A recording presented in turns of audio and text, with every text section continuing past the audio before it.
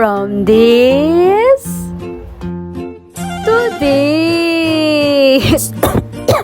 Sorry na. Good morning mga day. For today's video nga, samahan niyo akong linisin tong kabilang side ng bahay namin. Pero bago nga ako magwalis, nag-harvest muna kami ni Habi ng mga bitter-bitteran dito sa paligid. Charot! Actually, nung nakaraang araw nga, nakaapat din kami na ampalaya, kaya yung mga ulam namin yun dapat na may sahog na ampalaya. At sa kakakain ko nga ng ampalaya, pati problema ko, hindi na mapait.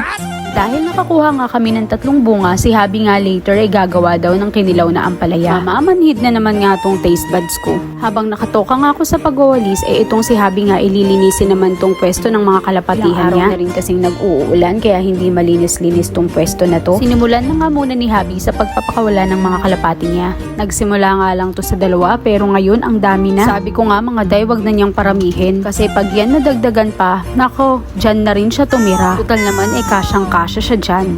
Oh, tingnan nyo. 'Di ba? Pwede pa yung manirahan at matulog dyan. Habang rumuronda nga itong mga kalapate, kailangan ko na rin rumonda at magwalis. Biglangan kumilimlim, kaya kailangan na nating bilisan magwalis. Ito nga palang katabi ng ampalaya, itong mayabong na oregano. Ayoko nga yan, pero si Habi gusto, kaya okay na rin. Mataas na nga din yung tinanim na sili, pero yung kamatis at melon, maliit pa yung halaman. Tsaka ako na kayo bibigyan ng update kung mamumunga ba o hindi, pero sana mamunga. Pagtapos ko nga magwalis, etong si Habi nasa labas pa. Nagbabadya kasi yung ulan, kaya sinisipat niya na yung mga kalapati niya.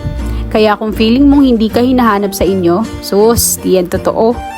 Kalapati nga hinahanap, ikaw pa kaya? Nung umulan na nga, nagganchilyo na nga tong kalapating to, nagganchilyo na ako. Bala ko na nga kasing tapusin tong project na mesh bag para makapagsimula na ako sa isa pang project. O paano?